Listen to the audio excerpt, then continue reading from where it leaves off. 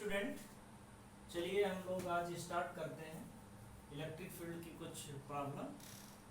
Chapter first है electric charge and field से, ठीक है।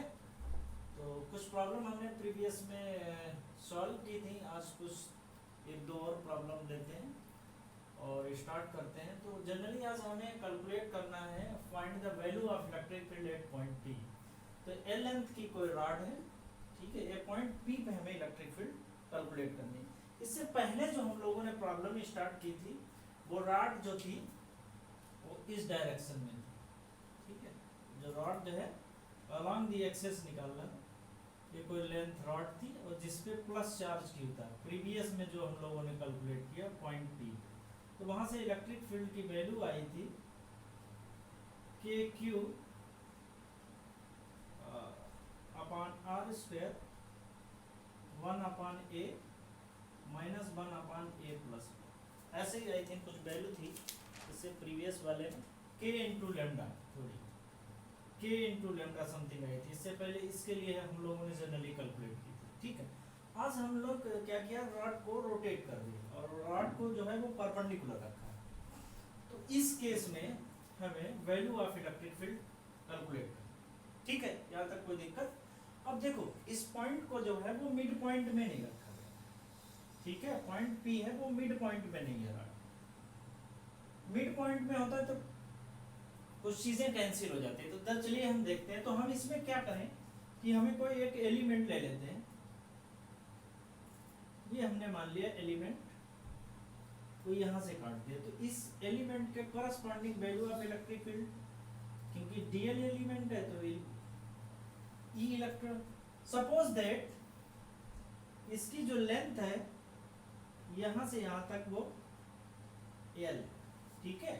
और इस पे जो चार्ज है, इस पे जो चार्ज है वो डी क्यू, ठीक है। हमने क्या किया, एक लेंथ ले ली, चार्ज इस पे डी क्यू है और ये स्मॉल एलिमेंट है जो हमने डीएल कंसीडर किया, ठीक। तो हमने क्या किया, इस पॉइंट P पे इलेक्ट्रिक फील्ड कैलकुलेट करने के लिए हमने कोई इसमें से स्मॉल एलिमेंट dl ले लिया जिस पे चार्ज dq है, ठीक है। और इस पॉइंट से उसकी जो डिस्टेंस है वो l है। सपोज दैट यहां से यहां तक ये डिस्टेंस सपोज दैट मान लेते हैं r, ये जो वैल्यू है वो r है P से समथिंग, ठीक है। तो हमें क्या करना, पॉइंट P पे इलेक्ट्रिक फील्ड तो वैल्यू, तो यहां से P सपोज दैट ये भी तो होगा, ठीक है। और एक पॉइंट यहां से इलेक्ट्रिक फील्ड की वैल्यू, सपोज दैट ये एंगल जो है वो फाई, ठीक है। तो ये करस्पॉन्डिंग इसके एंगल कितना हो जाएगा, ये भी फाई हो जाएगा, ये भी एंगल कितना हो जाएगा, ये भी फाई हो जाएगा, ठीक है। कोई दिक्कत नहीं यहां तक, ठीक है। ये जो स्मॉल एलिमेंट है इसका एंगल हम मान लेते हैं डी, यहां तक कोई दिक्कत नहीं आनी चाहिए, ठीक। अब इसका along the axis जो कंपोनेंट होगा वो कितना हो जाएगा, डी ई cos फाई, और ये वाला कितना हो जाएगा डी ई sin। तो हमने क्या किया, जो इलेक्ट्रिक फील्ड है इसको हमने कंपोनेंट में ब्रेक कर लिया, ठीक है।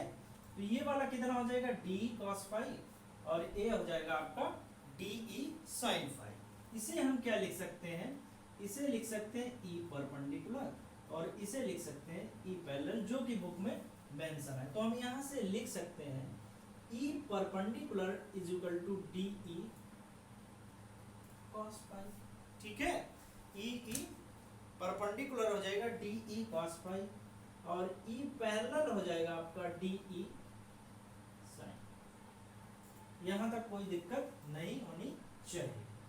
तो अब हम इसको कितना रोटेट कर सकते हैं, इसको अगर हम यहां रोटेशन की बात करें तो ये एंगल ये कितना हो जाएगा, ये वाले एंगल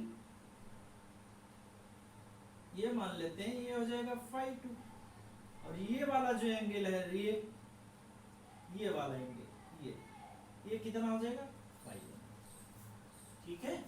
तो ये एंगल कितना यहाँ से यहाँ तक फाइव वन है, ये एंगल यहाँ से फाइव टू है, और यहाँ से जो रॉड के कोरस्पॉन्डिंग है वो कितना हो जाएगा आपका फाइव एंगल है। ठीक है,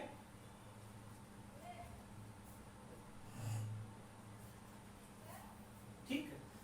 तो इलेक्ट्रिक फील्ड की जनरली वैल्यू होती कितनी है इस केस में, DE इज इक्वल टू कितना होता है K DQ अपान यहां पर कितना हो जाएगा R स्क्वायर, तो क्या हो जाएगा K DQ को Q मान लेते हैं या Q यहाँ कैंसिल कर देते हैं, या हमने पढ़ा है कि लैम्डा इज इक्वल टू कितना होता है Q ओवर L यूनिट पर लेंथ के लिए, यहाँ DQ है तो यहाँ पे लैम्डा हो जाएगा DQ ओवर D, तो यहाँ पे DQ की वैल्यू हो जाएगी लैम्डा D, तो यहाँ पे क्या पुट कर दें K into lambda DL over R square. ठीक है, इतनी चीजें हमें यहाँ से मिल। अब देखो यहाँ पे वेरिएबल की बात करें तो जैसे जैसे इसको ऊपर जाएगी तो L चेंज होगा, R भी चेंज होगा, यहाँ पे R कुछ है, यहाँ पे R कुछ है, यहाँ पे R कुछ है, और एंगल भी चेंज होगा। ठीक है, तो यहाँ पे जनरली R भी वेरिएबल है, क्या है यहाँ पे R वेरिएबल है, R फिक्स नहीं है। तो हमें क्या करना चाहिए, हमें इस DL की वैल्यू कैलकुलेट करनी है और R की वैल्यू कैलकुलेट करनी है। ठीक है, यहाँ तक कोई दिक्कत नहीं है। तो यहाँ पे हम थोड़ा एक्सरसाइज करते हैं, इसको यहाँ कंसीडर करें। ठीक है, ये हमारे पास A है, ये L है, ये हमारे पास R है। ठीक है, और यहाँ पर एक फार्मूला लिख लेते हैं लाल बटे। ठीक है, तो हमें किसकी वैल्यू निकालनी है, R की निकालनी है, लैम्डा की वैल्यू निकालनी है। तो cos फाई एंगल हमारा कितना है, cos phi is equal to कितना हो जाएगा, cos फाई A मतलब बेस अपान R, तो R इज इक्वल टू कितना हो जाएगा A cos फाई, और ये ऊपर कितना हो जाएगा A sec फाई। ठीक है, तो R की वैल्यू हमारे पास कितनी हो गई A sec फाई। ठीक है, तो R की वैल्यू हम यहाँ पे पुट कर देंगे, तो R square is equal to कितना हो जाएगा A square sec square phi. यहाँ तक कोई दिक्कत नहीं होनी चाहिए। सिमिलरली अब हमें किसकी वैल्यू चाहिए, DL की वैल्यू चाहिए, तो tan phi is equal to कितना हो जाएगा, tan phi is equal to हो जाएगा L ओवर A, तो L इज इक्वल टू कितना हो जाएगा A tan फाई। ठीक है, तो DL इज इक्वल टू कितना हो जाएगा A sec स्क्वायर फाई और D। तो हमारे पास ये वैल्यू दोनों वैल्यू को क्या हम करें इक्वेशन नंबर फर्स्ट में। ठीक है, तो फिर समझ लीजिए यूनिट लेंथ के लिए लैम्डा इज इक्वल टू होता है Q और L, बहुत छोटी लेंथ DL के लिए हो जाएगा lambda is equal to DQ over L। यहाँ से DQ की वैल्यू निकालेंगे और इस इक्वेशन में पुट कर देंगे। ठीक है, फिर हमें क्या कहते हैं, क्योंकि हमारे पास यहाँ पे वेरिएबल बहुत सारे, L भी वेरिएबल है, फाई भी वेरिएबल है और R भी वेरिएबल है, तो हमें DL की वैल्यू चाहिए और R की वैल्यू चाहिए। इसमें हम पाइथागोरस थ्योरम का यूज करें, यहाँ से R की वैल्यू निकाल लें और DL की वैल्यू। ठीक है भाई, पुट इन इक्वेशन फर्स्ट,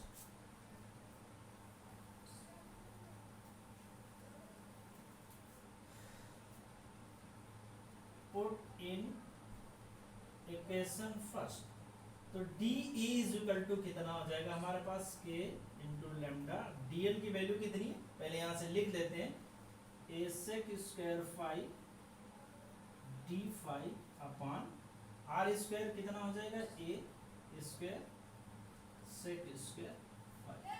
तो कुछ चीजें तो कैंसिल हो जाएंगी, A से A कैंसिल हो गया, sec square phi sec square phi. तो हमारे पास जो वैल्यू आई DE इज इक्वल टू हो जाएगा हमारे पास K lambda D phi upon A, K lambda D phi over A। ठीक है, ये हमारे पास DE की वैल्यू है। तो परपेंडिकुलर डायरेक्शन में कितनी फील्ड हो जाएगी कि so E perpendicular is equal to क्या हो जाएगा, E perpendicular is equal to कितना है हमारे पास, इंटीग्रेशन कर लें डी ई cos, ठीक है। डी की वैल्यू हम यहाँ पे निकाल सकते हैं, डी की वैल्यू कितना, ए के लैम्डा ओवर ए cos फाइव और डी, ठीक है। लिमिट यहां से कितनी हो जाएगी, 5 से 5 वो भी किस में हो जाएगी, माइनस में, तो ये हो जाएगी अपर लिमिट 5 और लोअर लिमिट हो जाएगी -5, ठीक है। तो आई थिंक के कांस्टेंट है, लैम्डा कांस्टेंट, ए कांस्टेंट है, तो हमारे पास क्या बचेगा, सेक 5 बचेगा, ई लैम्डा इज इक्वल टू के लैम्डा ओवर ए, और ए हो जाएगा 5 -5 ए हो जाएगा cos, और इसका इंटीग्रेशन करेंगे cos 5 जो होता है cos 5 sin 5 होता है, कोई दिक्कत नहीं, के लैम्डा ओवर ए हो जाएगा आपका sin 5 और ये हो जाएगा आपका 5 और -5, ठीक है।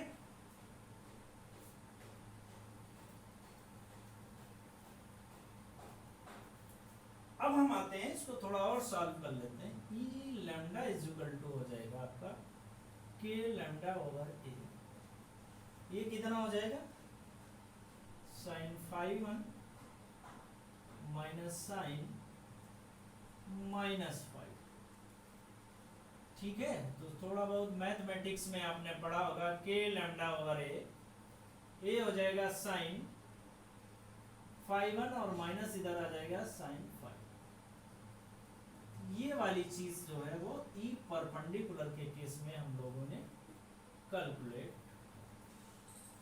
ठीक है।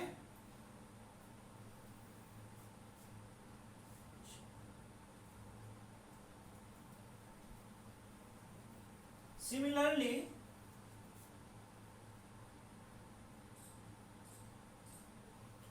ई पैरेलल हो जाएगा डी ई sin 5, ठीक है। और डी की वैल्यू कितनी थी, डी की वैल्यू थी यही थी के लैम्डा ओवर ए, ठीक है, sin 5 और डी, ये वैल्यू थी हमारे पास, इसको मिटा देते हैं। तो ये पैरेलल इज इक्वल टू जो वैल्यू हमारे पास निकल के आएगी, कितनी वैल्यू, माइनस इंटीग्रेशन 5 टू ये आपका 5 है, तो के लैम्डा ओवर ए यहाँ पे कॉमन ले लेते हैं, और sin 5 को क्या लिखते हैं, इंटीग्रेशन के बाद में माइनस cos 5, और ये हो जाएगा 5 -5, ठीक है। तो ये पैरेलल इज इक्वल टू हमारे पास हो जाएगा के लैम्डा ओवर ए, और ये कितना हो जाएगा, माइनस cos 5, ठीक है, और माइनस माइनस फिर ये माइनस हो जाएगा cos -5 और माइनस माइनस कितना हो जाएगा, प्लस हो जाएगा, यहाँ पे माइनस जाएगा, तो ये पैरेलल इज इक्वल टू के लैम्डा ओवर ए हो जाएगा cos 5 माइनस cos 5, तो ई पैरेलल और ई परपेंडिकुलर की हम लोगों ने वैल्यू कैलकुलेट, ठीक है भाई। अब यहाँ तक कोई दिक्कत नहीं होनी चाहिए, तो ये परपेंडिकुलर के लैम्डा ओवर ए sin 5 ओवर sin सम, ठीक है। अब यहीं पे देख लेते हैं कि अगर ये रॉड इनफाइनाइट लेंथ की, if for infinite length rod, मान लिया ये कोई रॉड है जिसकी लंबाई जो है वो इनफाइनाइट है, इसका मतलब है उसकी लंबाई जो है वो इनफाइनाइट है, और हमें इलेक्ट्रिक फील्ड किसी पॉइंट P पे कर, ठीक है, यहाँ तक कोई दिक्कत नहीं। ये मान लेते हैं phi1 आपका एंगल ये आपका phi। ठीक है, अब यहां से आ जाए, अगर रॉड इनफाइनाइट लेंथ की है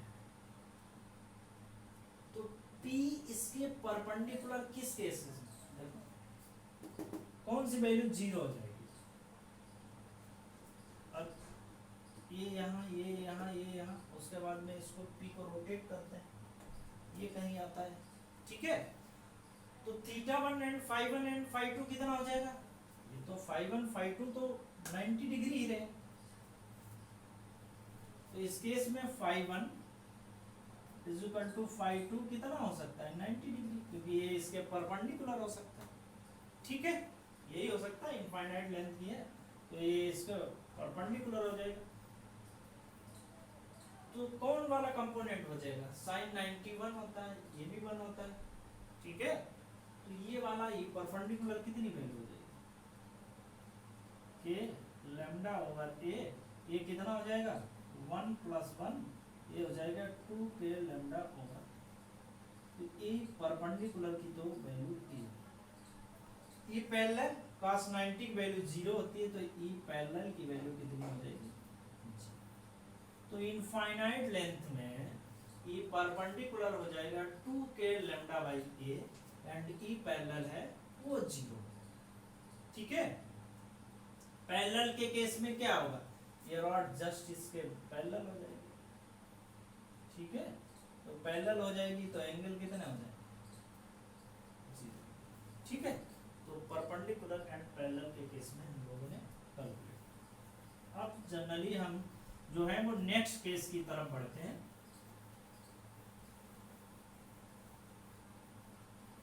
electric field on the axis of electric field on the axis of, कैसा है, चार्ज रिंग। कोई रिंग है उसके एक्सेस पे, वैसे आप मैग्नेटिक फील्ड के केस में भी आप पढ़ोगे। तो सपोज दैट ये कोई हमारे पास रिंग है,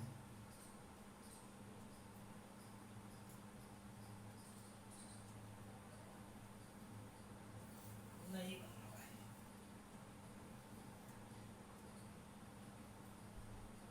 ये कोई रिंग है जिसपे प्लस चार्ज क्यू है। ठीक है, इस पे टोटल जो चार्ज है वो मान लेते हैं कैपिटल। ठीक है, कैपिटल क्यू चार्ज है, इसकी जो रेडियस है वो आर। ठीक है, यहाँ ए कोई पॉइंट पी है जहां पे हम लोगों को इलेक्ट्रिक फील्ड की वैल्यू पता है। यहां से यहां तक इसकी जो डिस्टेंस है वो x। फिर एक बार समझ लो, ये कोई रिंग है जिसपे चार्ज q है, जिसकी रेडियस r है, पॉइंट P पे हमें इलेक्ट्रिक फील्ड की वैल्यू पता करनी है। तो हम क्या करेंगे, जैसे प्रीवियस में करते थे, हम इसमें छोटे से एलिमेंट dl को काट लेते हैं और पूरे रिंग के करस्पॉन्डिंग कैलकुलेट कर दिए। तो हम मान लेते हैं यहाँ पे ये छोटा कोई एलिमेंट dl का, यहाँ पर भी कोई छोटा एलिमेंट dl का। ठीक है, तो हम क्या करते हैं, यहाँ पे छोटा कोई एलिमेंट dl काट लेते हैं और इस dl एलिमेंट पे जो चार्ज है वो कितना है d। इस dl एलिमेंट पे जो चार्ज है वो कितना d। ठीक है, तो यहां से इसको मिला देते हैं और यहां से जो है वो इसको मिला देते हैं।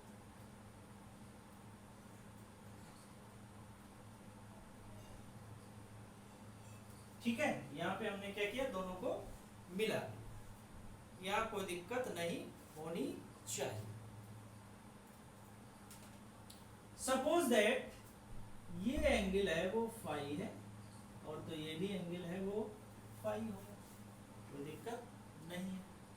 ठीक है, इस एलिमेंट में मान लेते हैं ये आपकी इलेक्ट्रिक फील्ड। अब ये कितना हो जाएगा डी, इसके कारण हो जाएगा आपका स्मॉल इलेक्ट्रिक फील्ड, छोटे चार्ज के कारण, इस चार्ज के कारण भी एलिमेंट कितना हो जाएगा डी हो जाएगा। ठीक है, तो इसको कंपोनेंट में डिवाइड करते हैं, ये एंगल फाई है, ये भी एंगल फाई है, तो ये कितना हो जाएगा, इस कंपोनेंट के कारण होगा डी cos फाई, और इसका एक कंपोनेंट हो जाएगा आपका डी sin फाई, इसमें भी डिवाइड करते हैं, एक कंपोनेंट कितना हो जाएगा डी cos फाई, और इसका कंपोनेंट हो जाएगा डी sin। तो हम लोगों ने क्या किया, ये छोटा एलिमेंट dl, उस पे चार्ज dq है, एलिमेंट dl है, इस पे चार्ज dq है, इसकी रेडियस r है, ये डिस्टेंस x है। ठीक है, यहाँ तक कोई दिक्कत नहीं आनी चाहिए। ठीक, ये डिस्टेंस हमें नहीं पता, तो इस डिस्टेंस को हम r कंसीडर कर, डिस्टेंस कितनी है r। तो ये वाले कंपोनेंट और ये वाले कंपोनेंट क्या हो जाएंगे, कैंसिल हो जाएंगे, क्योंकि एक दूसरे से अपोजिट है। तो यहाँ पे लिख दो कि D is sine phi component cancelled each. तो ये वाला कंपोनेंट तो कैंसिल हो गया, तो हमारे पास कौन सा कंपोनेंट वाला तो बचा, हमारे पास केवल D cos phi. We know that electric field की वैल्यू कितनी होती है, E इज इक्वल टू, ये होता है k लैम्डा ओवर या k D Q over r। ठीक है, यहां तक हमारे पास कोई दिक्कत नहीं होगी। सो E नेट कितना हो जाएगा, E नेट किस डायरेक्शन में रहेगा, केवल इस वाले डायरेक्शन में रहेगा। तो क्या रहेगा हमारे पास, E net is equal to हो जाएगा हमारे पास, ये डी होगा, डी ई कितना हो जाएगा cos फाई। तो E net is equal to, value हम इसकी पुट कर दें, हो जाएगा k डी क्यू और आर स्क्वायर cos फाई। ठीक है, कोई दिक्कत नहीं। अब देखो इसमें क्या क्या, k कांस्टेंट, r कांस्टेंट है, और cos फाई भी कांस्टेंट है। तो E net is equal to, हमारे पास सभी ये कंपोनेंट हैं कांस्टेंट वाले, वो बाहर ले लेते हैं, ये हो जाएगा आपका cos फाई। क्या बचेगा यहाँ पे, केवल dq बचेगा। तो dq का मतलब टोटल चार्ज, तो वो कितना कंसीडर किया हमने, q कंसीडर किया, तो k upon r square cos phi into, तो इसकी वैल्यू हमारे पास आ गई K Q upon are square cos phi. ठीक है, ये वैल्यू हमारे पास कैलकुलेट। तो फर्दर इसे थोड़ा और सॉल्व करना पड़ेगा, क्या क्या सॉल्व करना पड़ेगा, तो इसको नोट कर लो, फिर मिटा दो, इसको रहने देते हैं, बाकी पोर्शन को मिटा देते हैं। देखिए ये हमारे पास r है, ये x है, और ये कितना है, ये स्मॉल r। तो cos फाई की वैल्यू हम लोग कैलकुलेट कर सकते हैं यहाँ पे। cos phi is equal to कितना हो जाएगा, x आधार और इनटू क्या हो जाएगा, base upon hypotenuse x over r।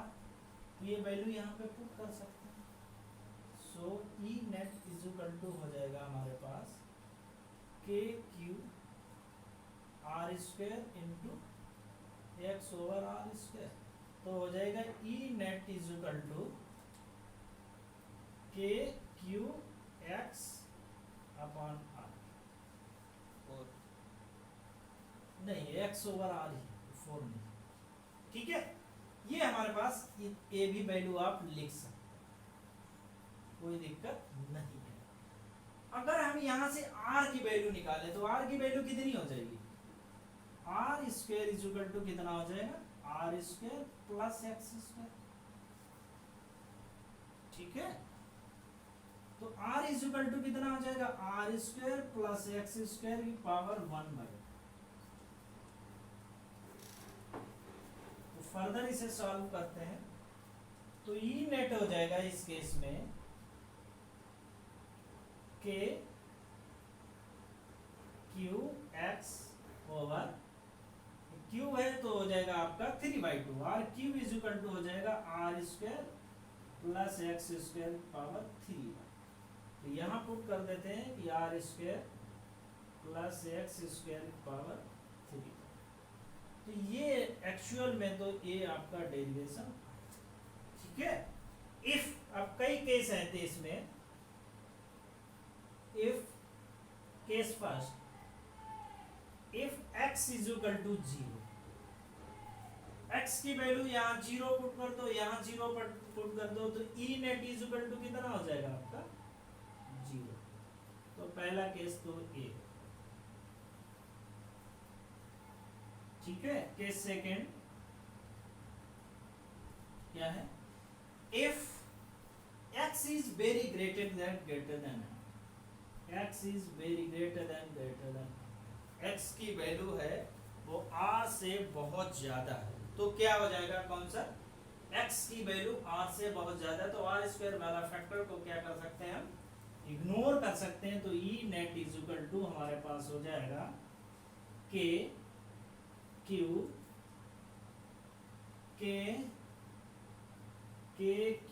X over ये कितना हो जाएगा एक्स क्यू, ये कैंसिल हो जाएगा। तो ये कैंसिल हो जाएगा तो कितना हो जाएगा के क्यू ओवर एक्स, ये आपकी वैल्यू इतनी हो जाएगी, ठीक है। केस थर्ड में क्या है, if x tends to infinity, ये पॉइंट है कहीं इंफिनिटी पे हो, बहुत दूर हो, तब भी इलेक्ट्रिक फील्ड की वैल्यू क्या हो जाएगी, या इंफिनिटी 1/∞ इज 0, ठीक है। तो उस केस में भी ई नेट की वैल्यू है वो कितनी हो जाएगी 0। तो हमारे पास x इज इक्वल टू 0 पर भी टोटल इलेक्ट्रिक फील्ड इस केस में 0 होगी, x is equal to infinity पे भी इलेक्ट्रिक फील्ड की वैल्यू 0, ठीक है। तो एक न्यूमेरिकल सॉल्व करते हैं, छोटा सा न्यूमेरिकल है।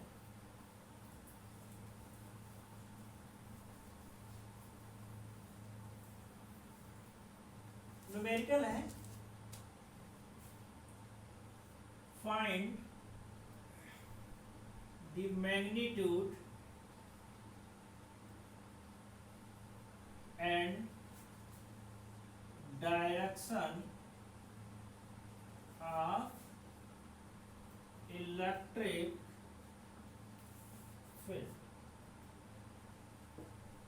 क्वेश्चन है आपके पास, क्वेश्चन आई थिंक बुक में भी गिवन है, ये इस टाइप का क्वेश्चन, ठीक है। ये हमारे पास आई थिंक ये हमारे पास वो क्वेश्चन है, ये पॉइंट है, ये बी है, ये सी है, और सभी पर प्लस चार्ज क्यू रखे हुए हैं, ठीक है। और ये आपकी पॉइंट पी है। तो इस पे आपको इलेक्ट्रिक फील्ड की वैल्यू पता करना। तो इलेक्ट्रिक फील्ड का फार्मूला क्या होता है, E इज इक्वल टू के या E is equal to 1/4 pi epsilon naught Q over R square, ये तो होता है। अब एक प्लस चार्ज है, आपको पता होना चाहिए प्लस चार्ज इलेक्ट्रिक फील्ड कुछ इस टाइप की थी, तो इलेक्ट्रिक फील्ड की इधर डायरेक्शन हो जाएगा, ठीक है। और सिमिलरली इधर डायरेक्शन हुई, तो हम इसे EC कह सकते हैं, इसे क्या कह सकते हैं, ये। तो अब देखें EC और ये एक दूसरे को क्या कर देंगे, कैंसिल आउट कर देंगे, ठीक है। या आप ऐसे समझ लो, इसको ऐसे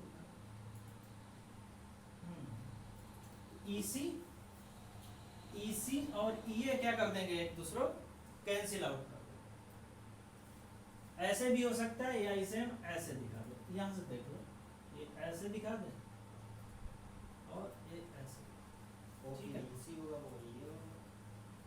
तो इलेक्ट्रिक फील्ड ये हो जाएगा आपका, फिर चेंज हो जाएगा, ये हो जाएगा आपका, ये हो जाएगा, ये आपका हो जाएगा EC, ठीक है। तो हो जाएगा EC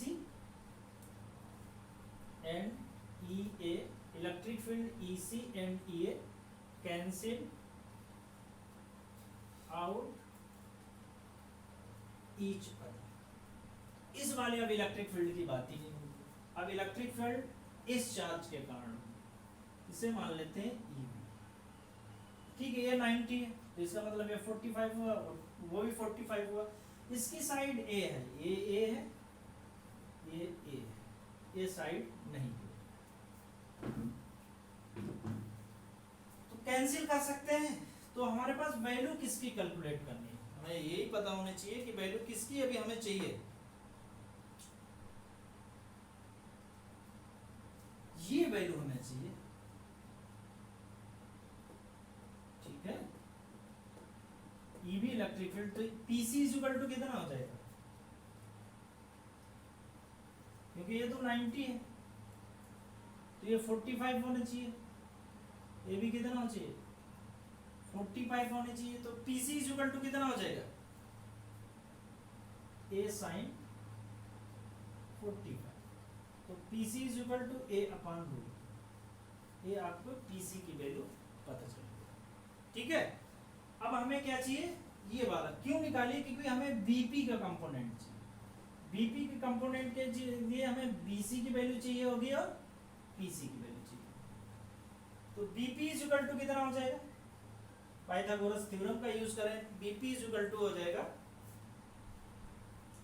BC square minus PC square, और BC की वैल्यू कितनी, A square minus A upon root 2 का होल ऑफ स्क्वायर, ये कितना हो जाएगा फिर 2A square minus A square over 2, तो कितना हो जाएगा A अपॉन रूट 2, तो BP इज इक्वल टू हो जाएगा A अपॉन रूट 2। अब हमें डिस्टेंस तो पता चल गई, चार्ज हमें पता है, तो इलेक्ट्रिक फील्ड कितनी हो जाएगी, सो इलेक्ट्रिक फील्ड हो जाएगी 1/4 pi epsilon naught Q over R square. Charge हमें पता है प्लस Q है, तो 1/4 pi epsilon naught Q over distance हमने कैलकुलेट कर ली, A अपॉन रूट 2 का होल ऑफ स्क्वायर, तो ये कैंसिल हो जाएगा थोड़ा, तो 1/4 पाई एप्सिलॉन नॉट, ये कितना हो जाएगा 2/A,